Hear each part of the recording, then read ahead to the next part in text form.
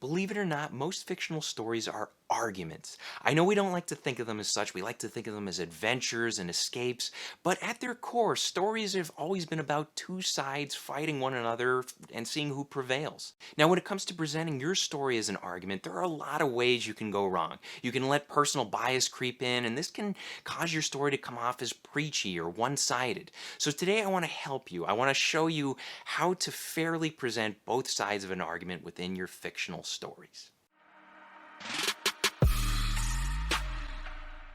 What's up, guys? My name is Brandon McNulty. I'm a writer, and welcome to my writing channel. Today I want to talk about the idea of how stories are arguments. And when I say arguments, I don't mean that they have to be these grand social or political arguments.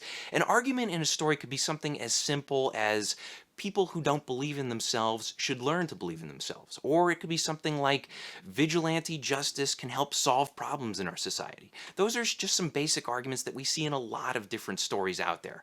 For instance, say you wanted to write a story about a vigilante, whether it's Batman or Dexter or whoever. Say you wanted to write that type of story. You might start off by showing a hero who turns to vigilantism.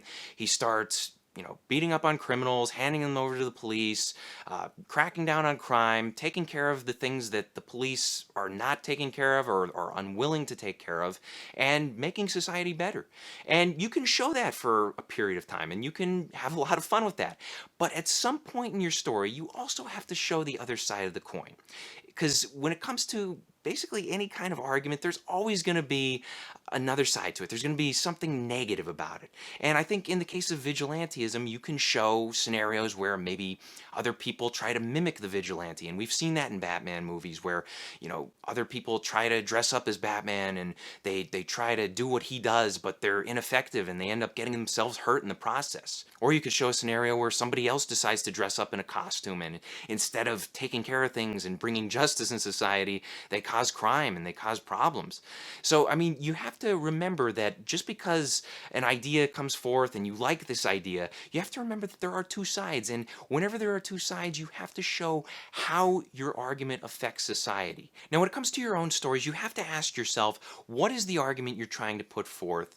And what are the two sides of your argument? Because stories are basically battlegrounds for different ideas, and you want to accurately portray both sides of that battleground. It's okay if one side defeats the other, that's totally fine. But be fair when you show the punch and counterpunch. So let's say you want to write a story and your argument is that people who don't believe in themselves should learn to believe in themselves.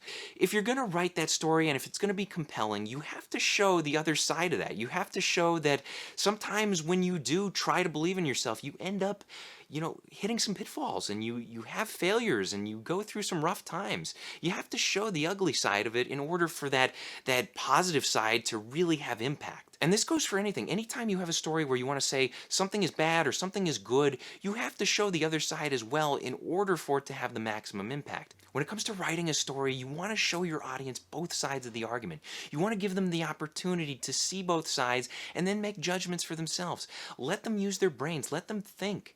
And what you don't want to do is you don't want to lecture to them. Nobody wants to be lectured to, especially when they're trying to be entertained, when they're trying to watch a TV show or read a book. They want to make decisions based on what the characters choose, and they want to ask themselves, would I do that in this particular situation? Is there a better way of doing that? Is this the best way? And even if it is the best way, are there still flaws to this certain idea? If you want to watch a TV show that does a great job of showing both sides of the argument, check out Black Mirror if you haven't already. Every episode is about some form of near-future technology, and it shows how that technology affects society in positive ways and in negative ways. For instance, in the first half of the episode, it may show that technology makes life easier, but then in the second half, it may show that it hurts human relationships, or it makes people lazy, or it gives people false hope, and then maybe at the end, there's a positive ending or a negative ending. And I think that's why Black Mirror is so successful, because the show is constantly saying, yes, technology can be good, but it can also be bad. And in some other episodes it says, technology can be terrible, but it can do some good things as well. So if you do want to get a better idea of how arguments work in fiction, check out that show and pay attention to how the arguments play out throughout the course of the different episodes. Question of the day, what is the argument at the core of the story that you are currently writing? Let me know in the comments section below. Thanks for watching, guys. Be sure to check out my other videos. Hit that like and subscribe button for me, and remember to keep on writing.